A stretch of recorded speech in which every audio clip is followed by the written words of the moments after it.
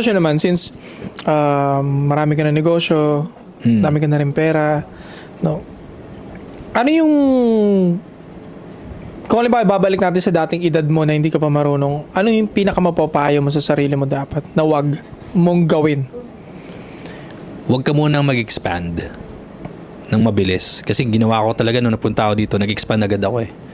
Tinayo ko yung unang-una ko tinayo, Mandaluyong. Branch ng clinic mo? Branch ng clinic, di ba? Tayo ko Mandaluyong. Nung nakita ko, pucha, 36 people a day, 38, 40 people a day. Sabi ko, tayo tayo ng Quezon City. Tayo naman ako Quezon City. Tapos nagtayo agad ako ng Alabang within the same month. Tapos tinayo ko yung Antipolo within the on the third month. Every month nagba-branch ka?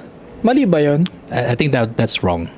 I feel na dapat ngayon na-realize ko na hindi ko kailangang, I don't need to be everywhere.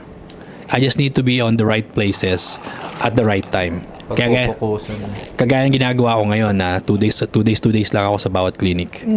So, ang maganda niyan is nagpupuntahan silang isahan lang sa isang lugar. Kumbaga, yung pang 1 week na customer, parang ganon. Bali, twice a week ang ginagawa ko. Kasi hindi mo ubra ang therapy ko once a week lang eh.